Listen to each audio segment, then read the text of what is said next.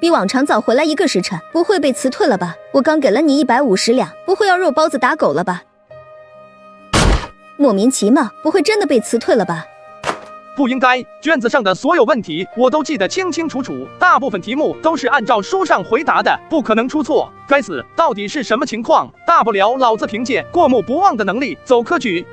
早上，虾仁难得睡个懒觉，却被外面一阵乱嚷嚷给吵醒了。虾仁穿好衣服走了出去，看着院子里正是前日送闺女给自己为妾的10几个同乡们，在院门外还围着不少好事者。他们说你被衙门赶了回来，就过来想要回前日送来的东西。虾仁啊，我们家也不容易，那些东西都是压箱底的年货，求求你还给我吧。是啊，虾仁，前日是我考虑不周，既然你已经有了方娘子，那我们家闺女就另嫁他人吧，就不破坏你和方娘子的恩爱了。虾仁啊，咱们都是一个乡的，乡下日子不容易，那些东西你看能还给我吗？10几个乡亲七嘴八舌地说道，说话还算客气，但一大早就过来逼啊，就是怕虾仁给直接吃完了。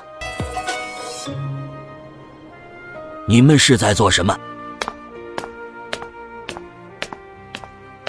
还要不要脸了？前日求着我来做中人，希望把闺女嫁给虾仁为妾，现在又是做甚？真丢我们青山村的人！老村长，我们也没有办法。若是虾仁能当个差役，哪怕看不上我家妮子，送点礼留个香火情也是好的。可早上去县城的赵老三都说了，县城里不少人都知道虾仁被衙门赶回来了。老村长，别怪我们势利，实在是乡下日子不好过。是啊，若是虾仁能够当差役，我们挨几顿饿就算了，现在没机会了，我们只能顾好自己家了。听说虾仁还得罪了县衙里的大官，我们可不敢沾上他了。求求老村长为我们做主。灵儿，你劝劝你爹娘。我听说衙门那边只是让许家大哥回家休息，可没说辞退，没准过2天就回衙了。这个时候你可不能犯糊涂。切！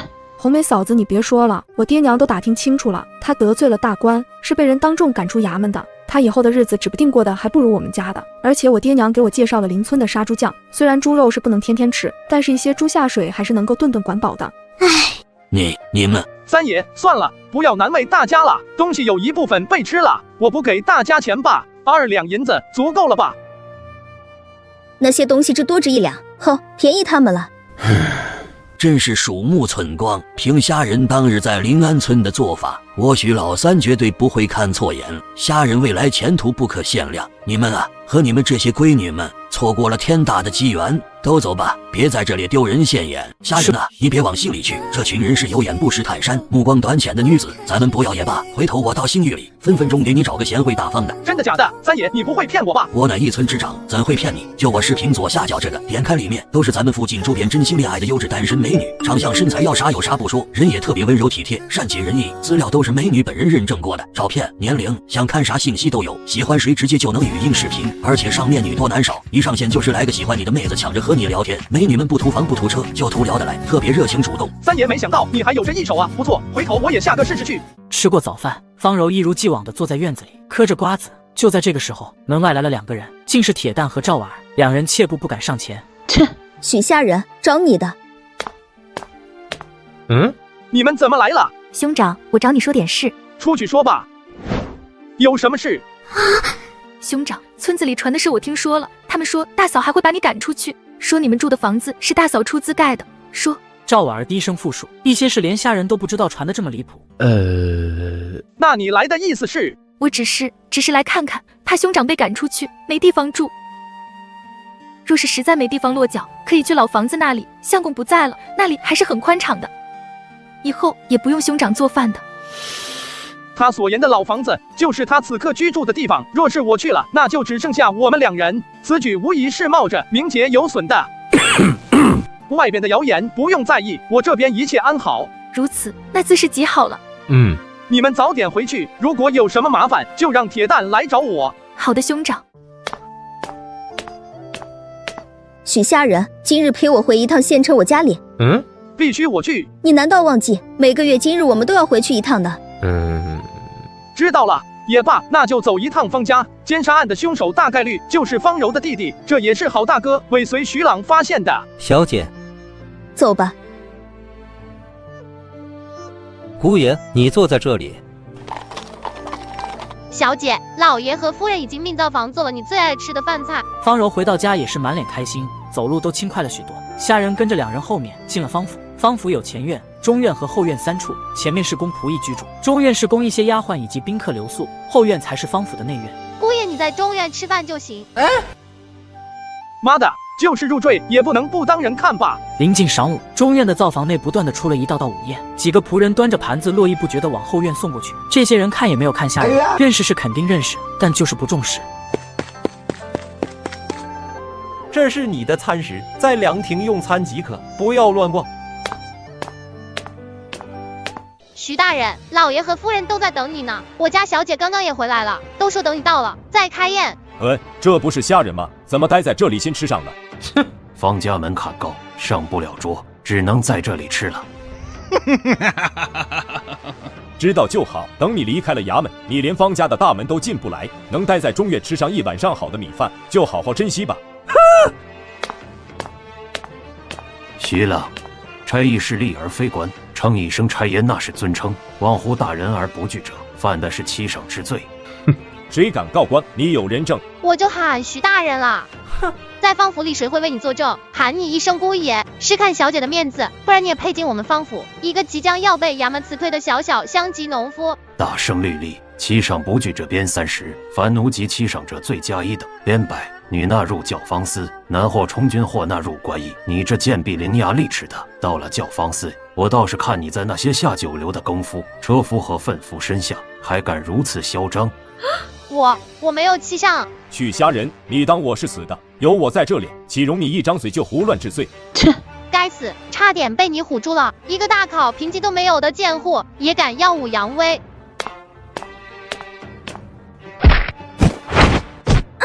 我乃前线归来，任职青山县后备差役，王朝特批，县衙备案，小小奴籍敢当众辱我，杀你无需走流程，麻烦徐队借刀一用。我今日斩了此贱婢，以儆效尤，让世人不敢辱我王朝差役。别杀我！够了，许虾仁，这里是方府，你和方柔的关系，你确定要把事情闹大？今日给你一个面子，麻烦告诉我那贱内，天黑之前不滚回青山村，那就等着我的休书。不管方柔是否被休，我和方家的关系因为许虾仁这个不确定因素，都很难再平顺的维持下去，只能尽快从方家多捞一些了。虾仁出了方府，询问了一下离这里最近的书铺在什么地方后，很快就来到了一家书铺。给我准备一套秋闱科举所需的书籍。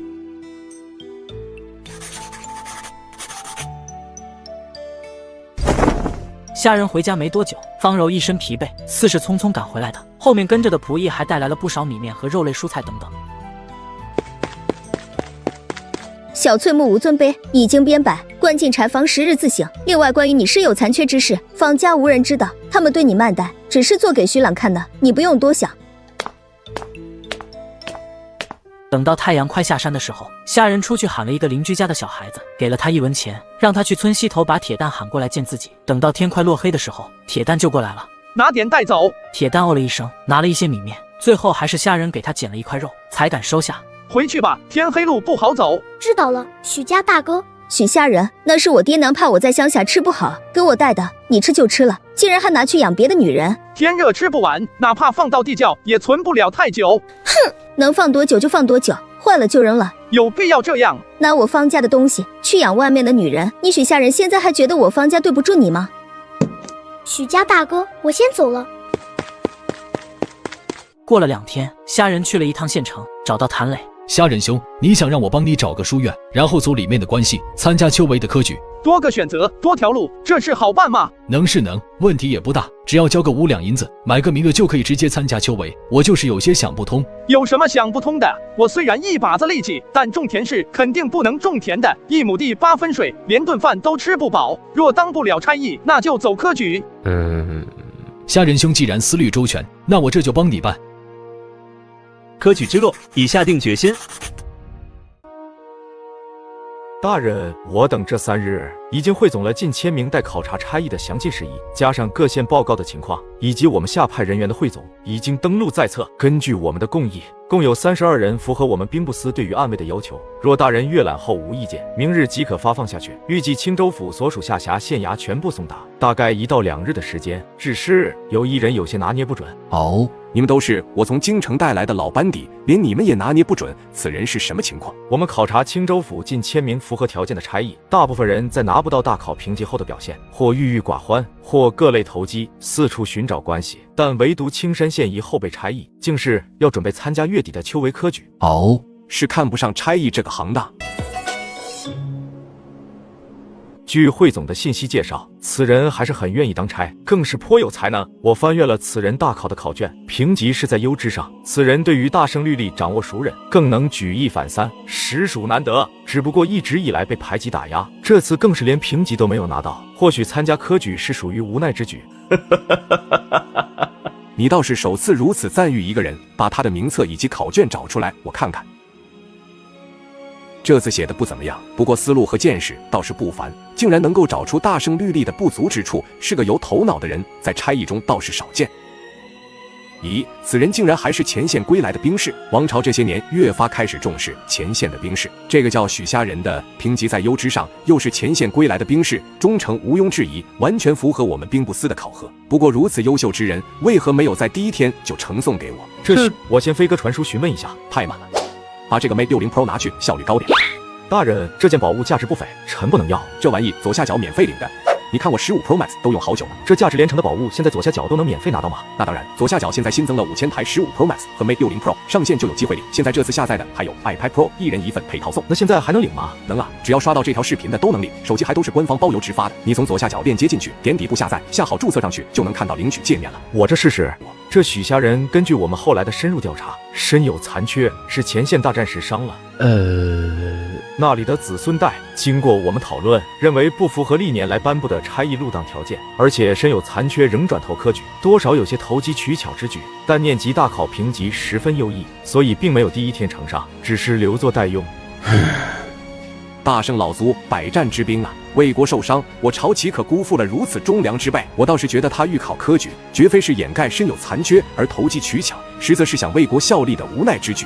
这大人如此认为，那这许虾仁品性称的是上上之选，只是他身有残缺这事，出了问题我来担着，不能让如此忠心为国的老卒报效无门。大人恩泽厚重，此子必定感激涕零。若是他一心科举，我可以为他担保；若是仍旧愿意入我兵部司当差，可以在兵部司给他谋个职务，做我的亲随吧。你亲自去见见这个许虾仁。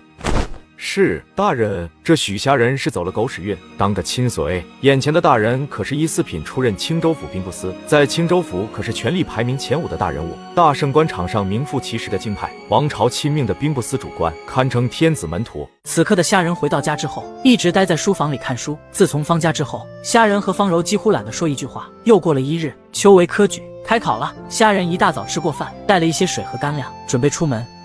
你一大早去做什么？科考。什么？你竟然要科考？当不上差役，难道还不让我当官？你现在变化真大。没什么事，我就走了。这几日你找人做饭吧。你的身体，你考不上则罢，若是考上了，后期被查到，这可是大罪，在衙门里还有人给你掩着。入了仕途，你想过后果没有？身有残缺，确实不能考科举，乃至是当差役都不行。统治阶级是要脸面的，甚至于后世一些官方岗位也对样貌、身高等有要求的。关键是老子的身体没有残缺，这个事哪怕此刻告诉方柔也无妨，但我懒得多此一举。等到了青山县城门口，看着密密麻麻的行人聚在一起，人数约乎近小万人。真正来科举考试的人不算多，但奈何父母乡亲一块来的多，有的甚至一个村的人都赶来了。不管富裕还是贫穷，这些人都准备陪着自己的孩子熬过秋闱科举的9日7夜。可怜天下父母心，这可比后世的高考付出的更多。贡院门口已经排满了考生，顶着太阳排了小半个时辰，终于快到虾仁了。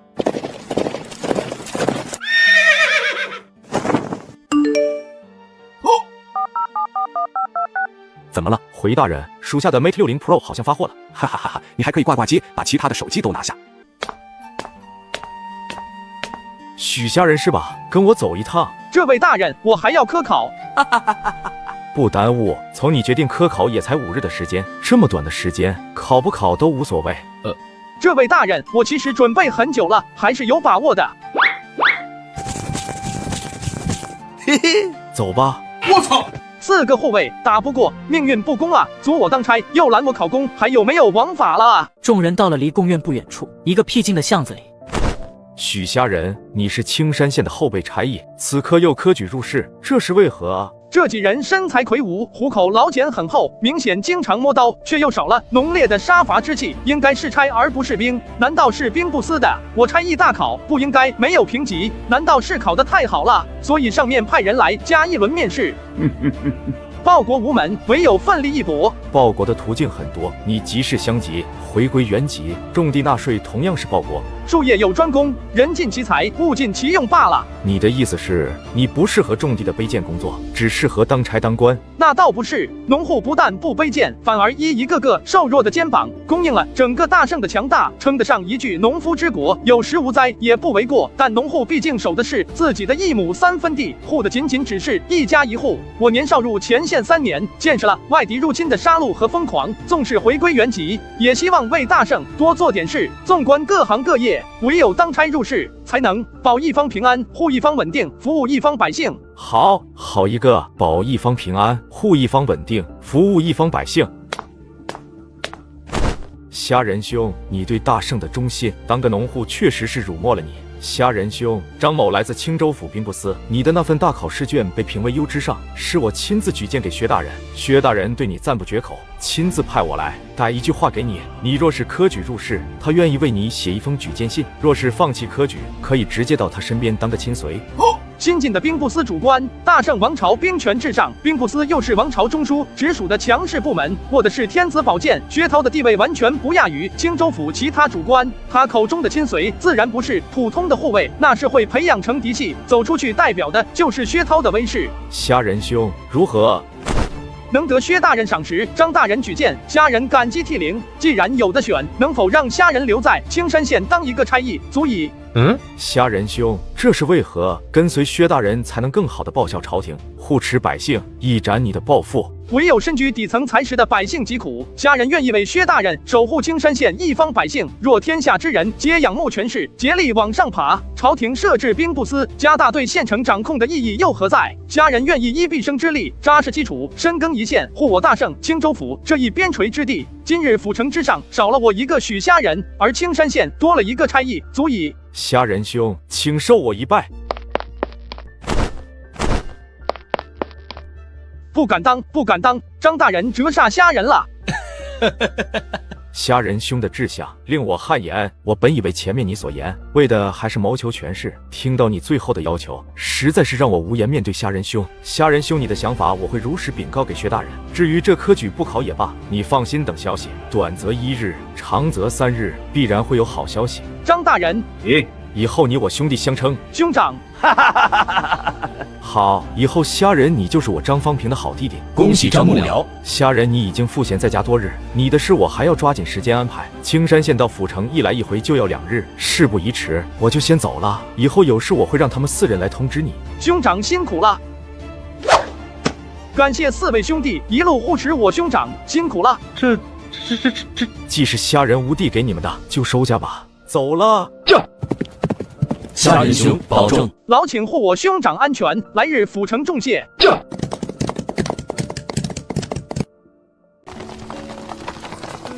虾仁，我刚刚听闻有人在贡院门口找你的麻烦，看来还是来晚了，不过下次再考就是。无妨，我还有些事，过2天再找你。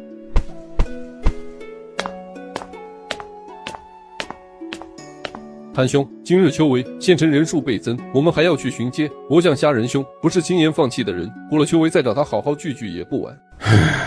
走。好家伙，难道徐朗大白天来了？值此秋闱，他有那么空？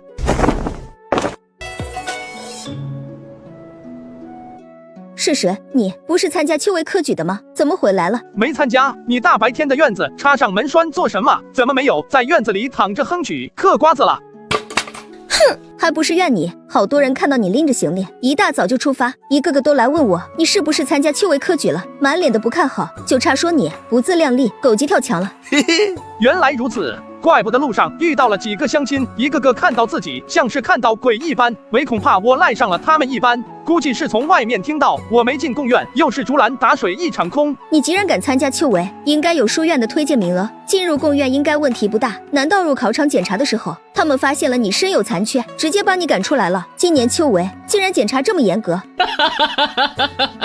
有没有一种原因，我忽然觉得当差役更有前途，所以主动放弃了秋闱？切，得罪了徐朗，你现在连后备差役也当不上了。婉儿嫂子，你这房子本就不大，再分割开，中间又要留出堂屋的位置，睡觉的地方可就小得可怜了。没事，我铺一些干茅草，上面加床被子，只要够睡觉就行了。外面宽敞的地方留给兄长。许家大哥过来住的话，一定会高兴的。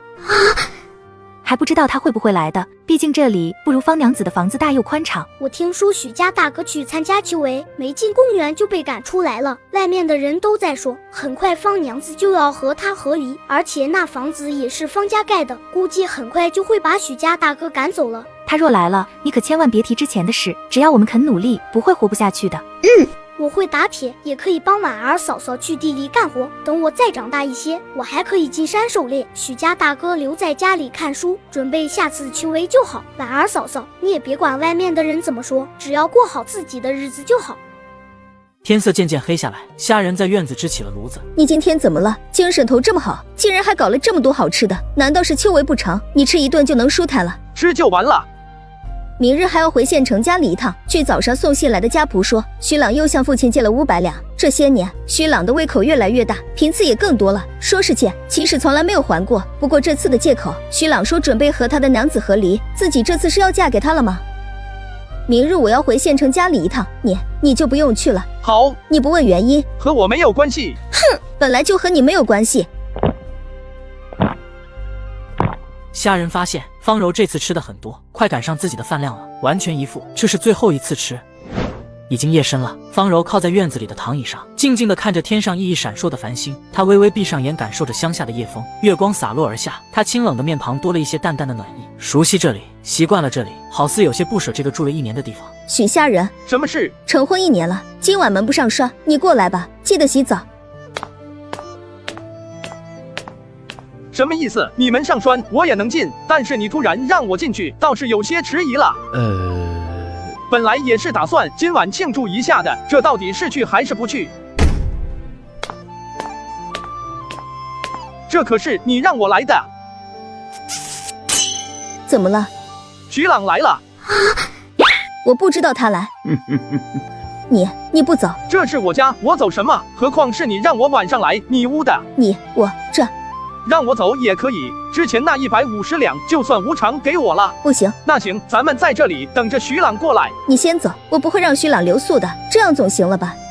他留不留宿我不介意，只是我才是你名正言顺的相公，你让我走合适吗？床够大，给你们多留点地方，不用谢我。哎，还是大床睡着舒服，比我书房里的小床舒服多了。你150两，我不要了，给你。得嘞。快走！如果他留宿，再给我150两，100两是留宿费，毕竟这也是我家，50两是对我的补偿。说好的今晚你归我的。他不留宿，自己要走了。本来想弥补一下他这1年来的委屈，反倒是气得一肚子火。老娘明天就离开这个上茅房都四处漏风的破地方，让你这个废物守着银子，在乡下寡汉一辈子，舔不到半点腥。可惜了。等虾仁走后，方柔直接上了2道门栓，还把椅子抵死在门后面。果然没多久，徐朗拿起木棍想撬开门栓，但看到有2道门栓，还有东西抵在门后面，气得低声骂了2句。谁呀？我家进贼了，快来人啊！问你妈！娘子，人走了，要不要继续？滚！不继续就不继续，反正赚了150两。该死！方柔，枉我对你真心实意，你竟如此不要脸，果然是卑贱的商户之女。还好当初没有娶你，既然如此，就别怪我不讲情面了。第2天一大早，虾仁坐在院子里一边吃一边喝着小酒。没多久，方柔走出了屋，冷冷地望着虾仁。我以为你赶早去县城不吃饭了。混蛋家伙，昨晚就当被狗给摸了。这次回方家再回来应该就会和离了吧？可怜，估计是要被徐朗给骗了。这个倒霉的女子。让我爽了3晚上就和离吧，算是给你留点体面，毕竟你要被徐朗那厮给坑的不轻。这处院落留给我，至于给我的补偿就不要了，毕竟我以后也不缺银子。柔儿回来了。见过父亲，雪姨。我们家柔儿越来越漂亮了，前些年还是青涩的小女子，此刻看上去已经有了一家主母的风姿，以后嫁到徐家，定能把家管得好好的。姐夫这次过来可是要谈婚事，你很快就能如愿嫁到徐家了。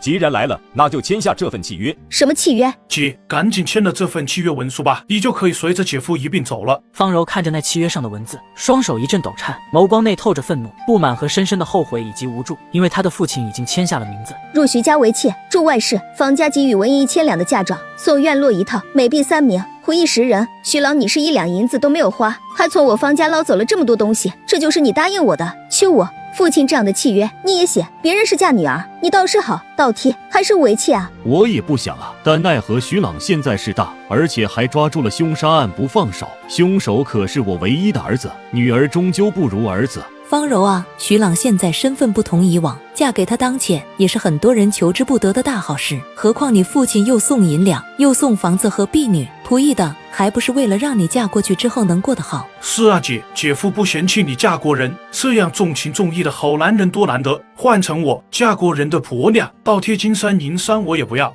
你们好了，你是我女儿，事情就这么定了，父母之命由不得你不同意。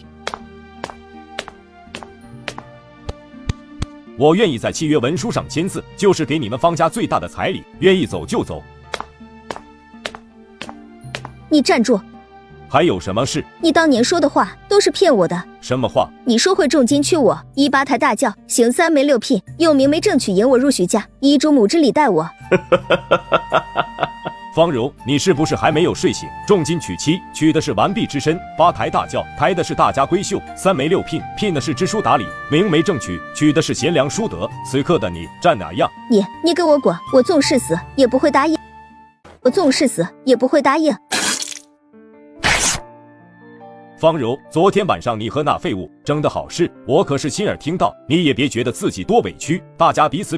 念在这几年你伺候不错的份上，我就给你交个底。不管有没有那个废物，我都不会明媒正娶那你成为正房。你毕竟是一个商户之女，完都完了，又何必明媒正娶？不过你毕竟有些姿色，你如果跪下来求我，我还可以考虑收下你为妾，给你一个体面。除此之外，其他不该有的念想就别想了。你只配为妾。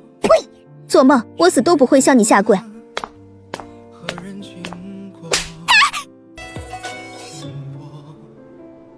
别以为回到青山村还能当你的许家正房，许家人是一个残缺之人，而你正值壮年，若是你迟迟不能怀孕，到时候我只要一句话，你就会被拉出去强行分配，到时候分给一个瘸子、傻子还是阿仔的更夫、粪夫，或者直接拉到青楼，那就由不得你了。啊！不要啊！徐贤侄，别走啊！姐夫，你要走，把我姐一块带走啊！要打要杀随你，留在我家算什么事啊？徐家官人，别走，别走啊！方柔不傻，其实早就已经猜到，从始至终，不管有没有许家人，徐朗根本没有打算娶自己，只是不愿意相信罢了。在这个世道上，她毕竟只是一个女子。父亲，不管你让我做什么，我都答应，但求你不要让我随了徐朗为妾。由不得你，给我把他绑起来，送到徐朗的别院。老爷，不如明天吧，让他先清醒一下，万一到时候寻死觅活的，反而惹恼了徐朗就不好了。把他关起来，派人看好了。别！父亲，求你了，放我走吧，我宁愿回到乡下去，不要把我送给那个畜生。等到天黑的时候，下人在家里已经做好饭，看了看天色，嘿，这是直接走了，东西也不要了，也罢，回县城是过好日子，祝他如愿以偿吧。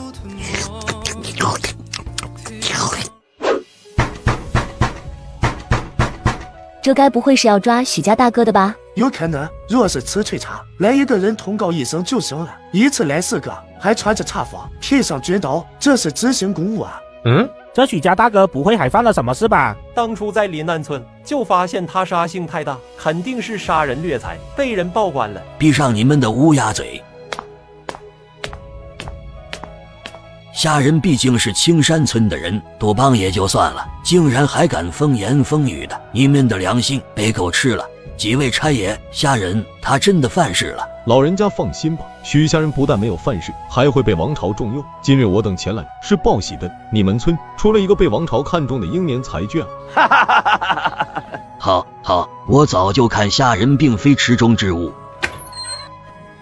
几位兄弟一路辛苦了，是不是我那兄长有什么话需要传达？虾仁兄，这是薛大人的任务，张幕僚本来也要来的，但因为临时有事，就命我们4人过来了。自今日起，任命青山县许虾仁青山县差役一职，兼任青州府安委一职，领7品官衔，职奏职权，户籍入青州府，档案归青州府兵部司，统领青山县3大油瓶差役，大圣律例之下，有专职处理职权，非兵部司之外，任何人不得干涉。虾仁兄，这是密盒，你所奏之事放这盒子里，会有专人直接一路畅通呈送到薛大人的案前。另外，你所处理的案情，当地县令也会记录归档送呈兵部司，作为安委的考核。安委是每3个月考核一次。虾仁兄，以后你就隶属于青州府兵部司了。青州府兵部司差役张彪，青州府兵部司差役宋虎，青州府兵部司差役刘强，青州府兵部司差役王龙。见过许大人。远处的青山村乡亲们听不见，不过下跪的一幕却看得清楚。那些乡亲们惊得目瞪口呆，特别刚刚还嘲笑许虾仁的人顿时缩了缩脖子，面如土色。4位快请起，只是一个7品小官，以后我们兄弟相称。你们是府城差役，和我这穷乡僻壤的差役相比，未来还要仰仗4位兄弟。虾仁兄和张幕僚是兄弟相称，我们这是僭越了。各论各的，以后苟富贵莫相忘。虾仁兄，好才情。三爷，让乡亲们都散去吧，今日之事不可对外人言。要的，不打扰你们了。爹娘，我还有机会吗？灵儿，你那杀猪的相亲之人，不是已经下聘礼了吗？我没答应，我心里只有许家哥哥。当家的，不如回头去说说。我哪有脸说？若不是你撺掇，这乡里相亲的我咋可能去逼虾仁归还东西？娘，你帮我说说，现在方娘子走了，我不求当正室，哪怕是当小我也愿意。行，回头我托人说说，我家妮儿俊俏还是有希望的，只是屠户那边给了5斤猪肉聘礼的，已经吃了不少，这可咋办？哎呀，这都什么时候了？若是跟着许家哥哥，我以后还能断了你们的肉吃。是这个道理。这谭灵儿人不但还真是够有心眼的，前2天还看到他和那屠户卿卿我我的，现在竟是又看上了许家大哥，真当人家许家大哥现在还缺女人。虾仁几人聊了一会后，张彪4人还要回府城复命，虾仁掏出40两塞给张彪4人，4人推辞不受，只是酒水钱，你们一路奔波，规矩不能破，不影响感情。虾仁兄告辞。过了一会，虾仁就乘坐了村里专门安排的马车，前往了县衙。许虾仁，你又来做什么？不是让你在家里等消息？又没说我不能来县衙。伶牙俐齿，一个大考没有评级的后备差役，你离辞退也不远了。不过我真希望你能有个好的评级，这样你那身有残缺的把柄还能有用武之地。你呀，还真是不争气。我本来对你还略有忌惮，你倒是直接大考连不入流都没有评上，让我凭空少了很多乐子。另外还有一件事，方柔以后给我当妾，住在外室。你现在孑然一身，过段时间衙门重启送亲时，我会特意给你找几个卑贱丑陋的村妇。放心，我不会说出你身有残缺的事，让那些卑贱丑陋的村妇按捺不住寂寞，频频给你戴绿帽，岂不是更好？哼！虾仁兄，你怎么来了？过来办点事。办事，稍后再和你说。对了，谭兄，上次来临安村时的同僚们有几人转正了？加上我一共3人。转正后人如何？都替你打抱不平。好，你把他们喊过来，等我回来再和你们说。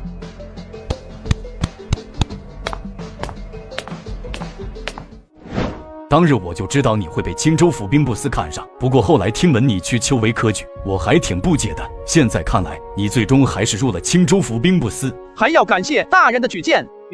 和我没有关系，我可没有那个资格插手兵部司的任命，一切都是你自己的本事。其他县的暗卫有没有品级，我不知晓，但是眼前的许家人从后备差役直接晋升到暗卫，领7品官衔，现在和我是一个级别。见过大人，兵部司应该给你们下达命令了吧？暗卫统领你们3人，此事不可对外人传。已经下达。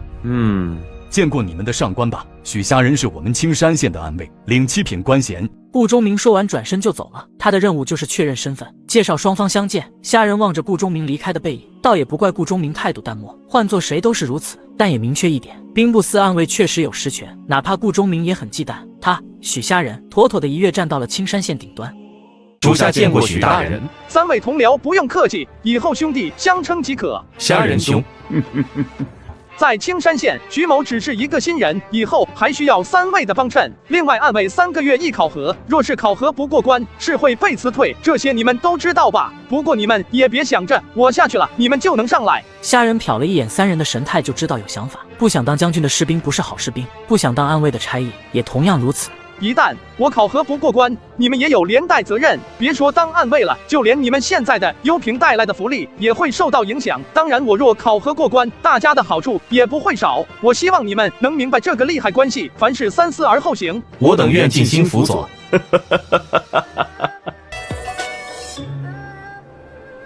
徐某在青山县根基浅薄，3位讲讲这徐朗到底是什么来头，该怎么惩办此人？我来讲吧。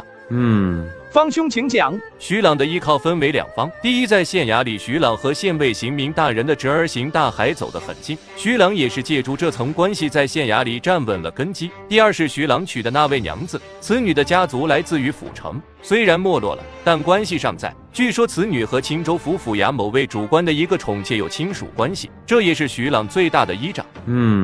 你们2位怎么看？这徐朗虽然在衙门里资历不深，但是关系还是很硬的。毕竟是一个衙门的，如果能够握手言和，也不失为上算。厅堂里顿时安静了下来，虾人不发一言。很快，方远山、郝军和赵志鹏3人都有些撑不住，不约而同地抬头看向虾人。3位也是老资历的差役，有没有想过兵部司成立意味着什么？你们的户籍转入青州府，有直走兵部司的权利，又是意味着什么？虾仁兄，不如另寻个地方聊。无妨，都是为大圣尽忠。顾大人是青山县的主官，未来我们还要仰仗顾大人的协助，没有什么地方比在这里更加的安全和隐秘了。既然你们不说，那就我来说。我很不解，你们没有一个人敢说出如何惩办徐朗，是忌惮他什么？是忌惮县尉邢明大人，还是青州府某位主官家里一个靠着睡觉有点名头的小妾？虾人话音方落，3人额头上都流出汗来了，却也是心底骤然一凛。3人都瞬间明白，若是在瞻前顾后，他们尚未暖热的荣誉和好处就要飞了。我方远山愿遵命。我等愿遵命。好，很好，不愧是兵部司看中的优评差役。现在立即逮捕徐朗和邢大海。虾仁兄，3位如果没事的话，不如陪我看一场好戏去。行，那就走一趟，刚好赏我没事。大海兄弟，这是200两，是城南规费的分成。啥？竟然有200两？每个月？自然每个月都有。若是我能再拿下庙市这边的一条街，每个月有这个数。庙市这边可是全县有水最大的地方，每条街都是划分好的地盘，哪怕我叔叔也不好一眼而觉之。只要邢明大人点头，余下的我来安排，事后还有一份厚礼。看来徐兄弟从方家那边捞了不少啊！方家方柔可是我们青山县一绝啊，对徐兄还真是够痴情的。只要大海兄弟喜欢，今晚我就安排上。实不相瞒，今晚是我和方柔的洞房之夜，到时候大海兄弟先上。行，这件事包在我身上，晚上回去我就和我叔叔说，今晚咱们兄弟俩一起上。原来是方兄、郝兄和赵兄，你们有事？关上门，赶紧滚！徐朗、邢大海，随我们回一趟衙门。衙门有事，协助调查一起案子。什么？方兄，我没有听错吧？你是把我和邢大海当犯人了？我叔叔是邢明，我坐在这里不动，我看谁敢抓我！呸！狗差子，不过是我叔叔的几条狗。拒绝配合查案，缉拿期间辱骂王朝差役，等同藐视王权。按照大圣律例，可强行拘押，若敢反抗，就地处决。许家人怎么哪里都有你？你他妈的以为自己是谁？念着一句大胜率就能为所欲为了？这小子我不喜欢。扎人，方远山，你发什么疯？这许家人给你什么好处了？你还要不要在青山县混了？我说扎人，动手！都愣着做什么？赶紧扎人啊！我看谁敢反了你们！大海兄弟，不要冲动，赶紧把刀给我！废物！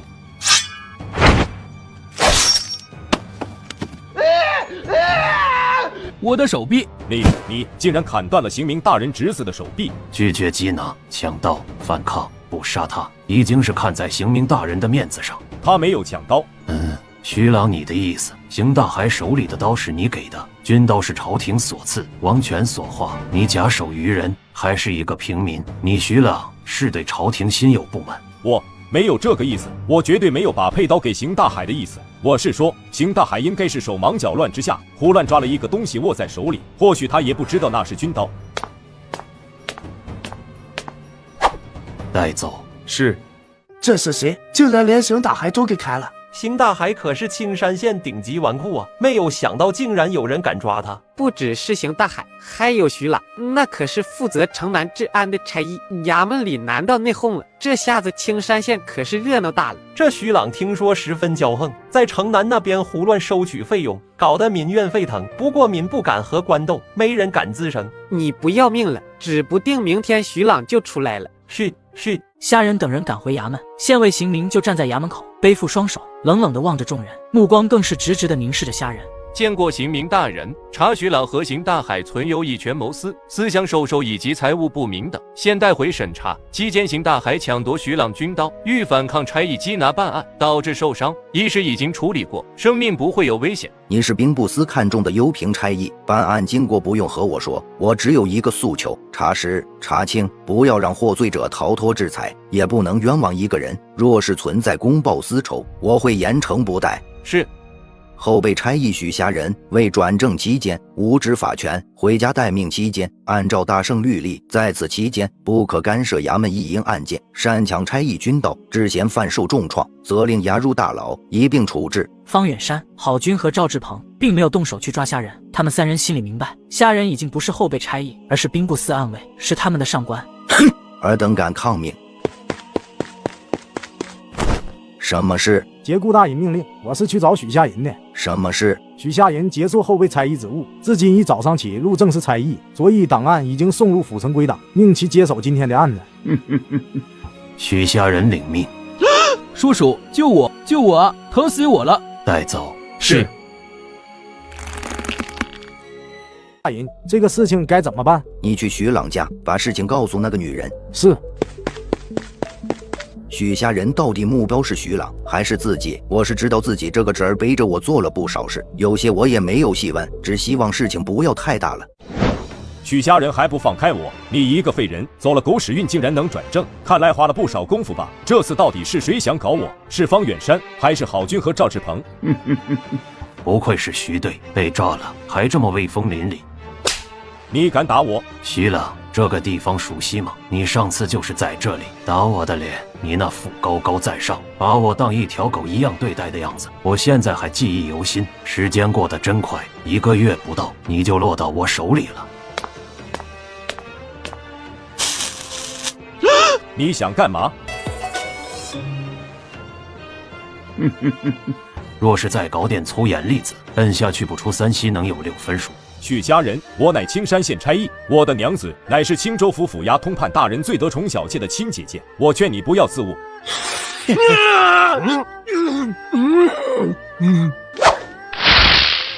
徐朗，抓你审你，遵的是大圣律例。别说你那娘子只是和青州府通判大人一个小妾有关系，纵然你徐朗是青州府通判大人的亲儿子，落到我手里，除非王朝颠覆，大圣律例成为一堆废纸，否则谁也救不了你。你向邢大海行贿，共计多少银两？有多少人参与？在城南规费上，有多少人参与了贪污？共计多少银两？还不早点交代？呸！废物，有本事就杀了老子！今日老子不死，明日我出去后就让你百倍偿还今日之痛。那我们就慢慢玩。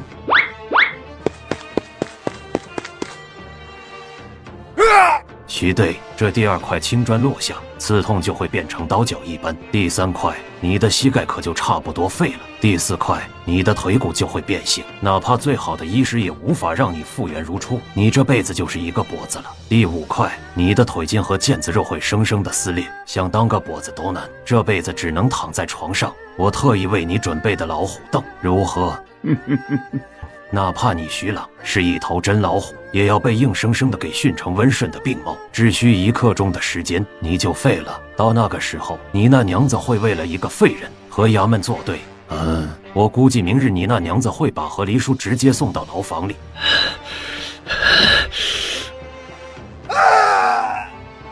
继续。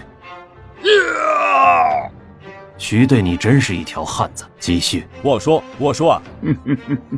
我估计你能扛得住第4块青砖后才会开口的。认栽了，早知道今日就应该提早弄死他，这个混蛋真够隐忍的，我看走眼了。说吧。我若说出来，你敢办这个案子，办下去，你就会成为衙门公敌，整个衙门都会把你当仇人，你会毁了所有差役的财路。那是我的事，就不劳你操心了。谢为刑名大人手令，命令我等入牢房参与审问徐朗，还不让开。我看看手令，方差役。算时间，应该能审出一些东西了吧？徐朗那身子吧，按理说撑不了几道刑具。让他们进来吧。走。我进去看着他们。不用。万一他们串供了怎么办？没事。过了大概1炷香的时间，那4个差役从大牢里走了出来。许下人，徐朗毕竟是你在后备差役室的队长，是我们的同僚，你这么对他用刑，难道就不怕有朝一日你也落到这个下场？你叫赵太是吧？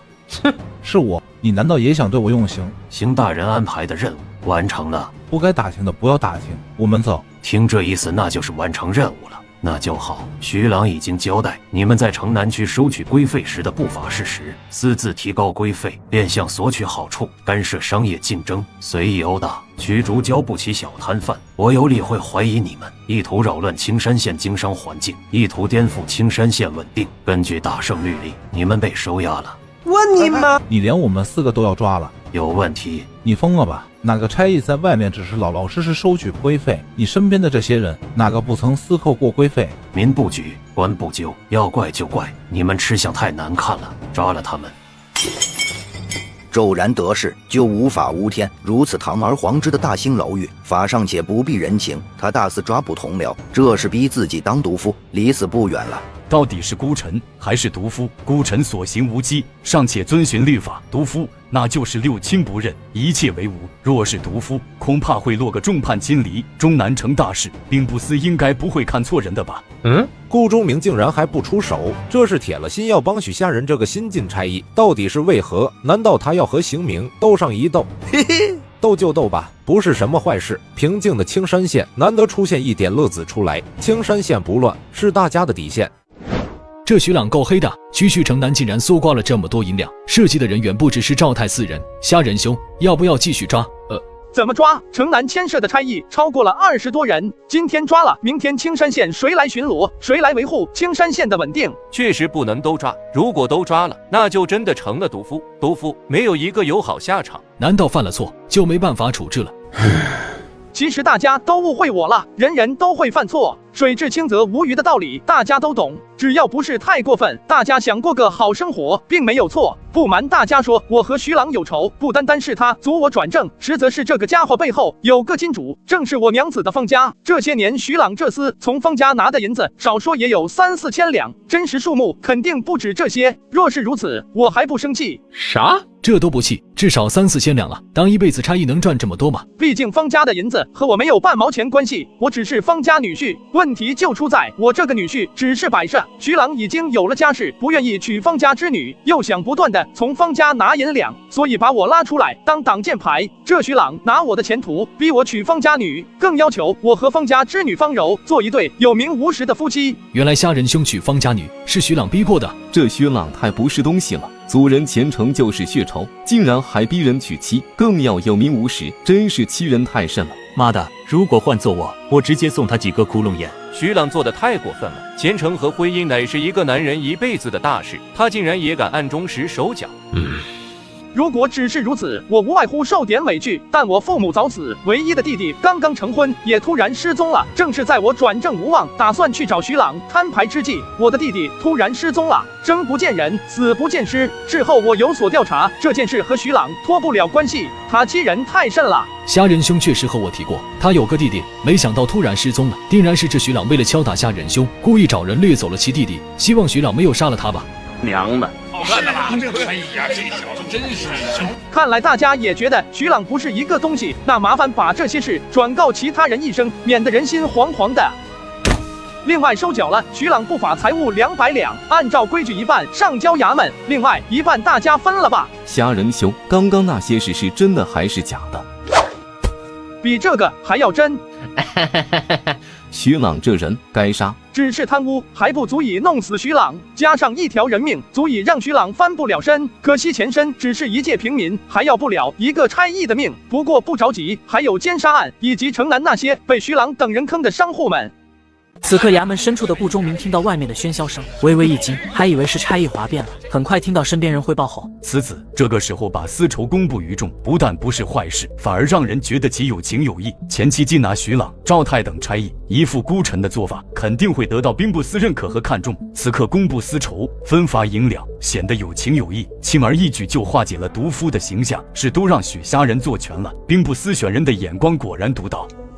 愚蠢混蛋徐朗，你既然搞这些阿杂事，为何不早早处理干净？竟敢还让人抓住了尾巴，真是自寻死路，还白白的便宜了那许虾仁。虾仁兄，接下来怎么做？不急，我要处理一下私事，你去拿2条鞭子，带着这次出任务的同僚们，就说我请客吃饭。此刻方家府邸，一顶软轿从府邸后门离开，那顶轿子外面披着红绸，一副婚嫁迎娶的喜庆场面。此刻轿子里的方柔被五花大绑，身穿红裙，脚踩红鞋。轿子怎么停了？难道到了吗？娘子，这是又要嫁人了。我不是自愿的。看出来了。啊，你来做什么的？那个是不是来接我的？我来要银子的。要银子？我给你银子，你赶紧带我走，要不然就来不及了。回到家怎么样我都依你。谁敢破坏我方家的大喜之事？我女婿乃是青山县差役徐朗。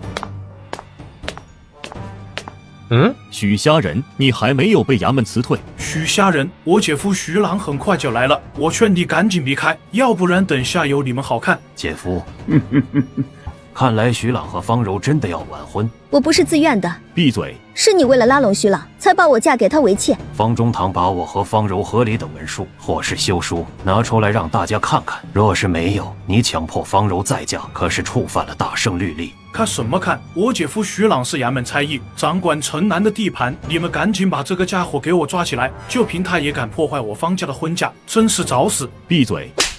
父亲，你怎么打我？干嘛打孩子？孩子也是为了咱们方家。你早晚会害死他。见过方差役，好差役。今日毕竟是我方家的喜事，看在老夫和我那女婿徐朗的面子上，不要让这许虾仁再闹下去了。择日重谢。方中堂，你求错人了。许虾仁已经是正式差役，并得到县令顾大人首肯处理徐朗和邢大海一案。徐朗、邢大海一案，徐朗他被抓了。贤婿，我那苦命的娘子昨日回方府省亲，竟然被你们给绑起来再嫁了。方家区商户真是好大的胆子，我一个差役都敢如此欺凌，若是平民百姓遇到方家，岂不是叫苦无门了？这贤婿是我一时糊涂，既然婚事还没有完成，不如就此取消。你把方柔领回家，不，我在县城给你们准备一座院子，以后你们就住在县城。这银票你先拿好。我等下自己来拿。好，我给你备着。来人，把方中堂、赵化雪和方强就地拘押。是。贤婿，为何啊？刚刚不是说好了吗？姐夫，我错了，不要杀我啊！经查，方家女方柔婚约在身，另行嫁娶，按照大圣律例，罚金1000两，鞭刑100。念及方家女并非自愿，其刑罚有逼迫者受之。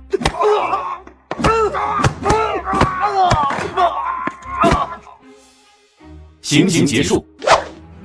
给兄弟们的喝茶钱，谢许差役。诸位还留在这一坐甚？是想吃一下县衙的挂烙？今日月丈家摆宴，小婿前来贺了，诸位同僚，请小翠过来领路。是姑爷，把人抬进去，命人重新准备宴席。小姐。虾仁兄，接下来怎么做？是继续查下去，还是如方家这般罚进外室1小城？我出去透透气。两位兄长，是前程重要还是银子重要？自然是前程重要。方家只是商户之家，上不了台面，略施小城另起，知道皇恩浩荡即可。像方家这样的小案子，你哪怕再是尽心尽力，也入不了兵部司的眼。两人要的是前程，那就说说前程。好的前程，自然是去府城。若是两位有机会去府城，若一没有根基傍身，二没有颇天功绩，到了府城真的就能比现在好吗？虾仁兄看得通透，该不会有机会进入府城，特意留在咱们这青山县的吧？承蒙兵部司张幕僚看重，举荐于薛涛大人，倒是为在下谋了一个差事在府城。那个什么职位？倒也不算什么机密，给薛大人当亲随。啥？4品大员，兵部司主官的亲随。虾仁兄，这是一步登天，进入官场晋升的最快通道，你竟然放弃了？徐某喜自由，不过言归正传，亲随虽好，但毕竟是狐假虎威居多。现在大圣设置兵部司20万差役，正经历自大圣开创以来最是翻天覆地变化之际，这或许是我们此生最大的机遇。若是在下面干得好，未来哪怕上升，也能有更大的机会。今日我人暗卫，享7品官衔，手握职奏职权，独立的调查、缉拿和刑审权，这泼天的权力，谁敢说就比亲随差？差役有官身，这是开天辟地的头一次呀！差役当得好，不比走势图慢。以现在的局势，正是差役晋升的好机会，前程就在眼前。要办案，要办大案，未来才有机会真的奔那青云路。所以两位兄长想前程，就安下心，在这知根知底的青山县深耕下去，办几个像样的大案才是正道。愿跟随虾仁兄。如此的话，两位和我不如联名奏请兵部司剔除犯案的差役，增补新的差役名单。徐朗等人没了差役这层身份，那案子的阻力就小了很多。增补新的差役，还按照过往的规则。过往的规则是1个名额100两，算是灰色收入，是属于捐赠给衙门的。但我们提交的人选也能节流50两，算是一笔难得的收入。只要各项条件符合，自然是按照过往的规则。毕竟水至清则无鱼嘛。两位每人2个名额，这加上徐朗和那4个被关押的差役，只有5人。虾仁兄难道只要1个名额？不妥，我们1人1个名额即可。这次凑够10个名额，10个名额，剔除谁？徐朗和赵泰是5个人，另外5个人算上1个赵志鹏，还有他的一些亲信。老子请吃饭就是让大家站队，他竟然赶不来。管你是想投靠别人，还是骑墙派，那是绝逼不能留，不然指不定哪天就要被刺。王赶超、宋小虎、刘超是赵志鹏的表亲，赵僧是赵志鹏外面养的女人的弟弟。好，加上赵志鹏，凑够5个。一场晚宴，小酒一喝，兵部司任命的暗卫和平定的幽平差役，就暗搓搓的把青山县的衙门给清洗了一番。这是1000两银票，你们1人1张，余下的100两分给手下人。虾仁兄使不得，这笔银子是方家赔给你的，不属于公银。宴会结束了，只留下了谭磊、赵俊和张天3人。这是100两，你们3人分了，不要拒绝。谢过虾仁兄。谭兄，之前被辞退的后备差役，你选6个知根知底、办事靠谱的，让他们最近在家等消息。我承诺你的事，你还记得吧？记得。徐朗这次栽进去，他那娘子折腾一番救不出来人后，只要不傻，就会和徐朗和离。到时候只要我提一句，他会巴不得和你成婚，对你明媒正娶，视为正妇。当然也可以让他死，只在你一念之间。那让他去死吧。真是最毒妇人心！你现在高升了，又何苦这么嘲讽我？我此刻在你眼里是一文不值的卑贱商户女，可我方柔自问，从未害过你。那徐朗利用我，遮辱我，我又为何救他活命？这份和离文书签了吧？我不签。你若执意如此，那就休了我吧。给你体面，你都不要。你自己也说过，我们本来就是临时拼凑，又何必继续伪装下去？半年前你说过，我愿意和你过日子，你会不计前嫌的。之前说的我忘记了，不算数。好大哥绿帽子戴上瘾了，这样的承诺都敢提，真他妈的又给自己挖坑。这份承诺你是手写给我的，可不是说说而已。不过我不会拿这个逼你，但是和离文书上我是不会签字。你想休就休了我吧。怎么看徐朗不是个东西，又倒台了？突然发现我现在飞黄腾达了，就赖上我了。不要以为我不敢休了你。我等你的休书。爷，洗澡水已经放好，奴婢伺候你洗漱。你下去，我来吧。是，小姐。我没有其他意思，方家人多口杂不比在青山村，你应该也不想别人知道你是有残缺的事。你就不想拿这个去衙门告我？我告你，对我有什么好处？那倒也是，不过你告了也没用。你是怕我进你房间来？残花败柳之姿，何惧被睡？等你的休书到了，我也好过活在这个世上遭人白眼。这不像你的性格。我看男人的眼光太差。今日虽然没有过了徐家的门，但也算是大红花叫人牵走了一遭。一女上衣，家二夫为耻。我若再被休，还活着作甚？况且按照规矩，我没有子嗣傍身，若被休，是要被官府强行送亲的。再嫁三夫，我宁死。刀收起来吧，你也挺倒霉的。这个时候，不管是和离还是休妻，确实不太合适。不过有个事我要明说，你那同父异母的弟弟牵涉前些日子的奸杀案，当时是徐朗一直压着，应该也是因为这个，你那父亲才百般讨好徐朗。会波及我父亲吗？你父亲应该没事。那就好，明日我就回青山村，之后发生的事我什么都不知道。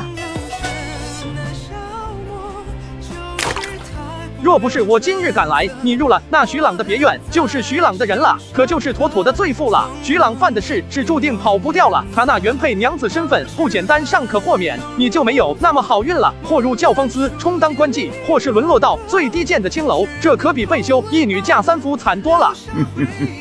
我对你可是有大恩的。你要我做什么？来，给我搓搓澡。我去换件衣服。不，就穿这件婚服，看着容易上头。嘿嘿。不知道徐朗若是看到这一幕，会不会气得直接嗝屁了？你不休我，不是怕我死，而是图我的身子，是否？我现在会缺女人吗？也是。不过你最特殊。我有什么特殊的？有机会我会告诉你的。我知道你也想报复徐朗，很早之前我就发现你晚上会在我门外逗留偷听，今晚我就随了你。只是可惜你毕竟不能人事，怕是徐朗哪怕知道了，反而也会嘲笑你。否则我不介意随你去一趟衙门大牢，当着他的面让你真正的报复他。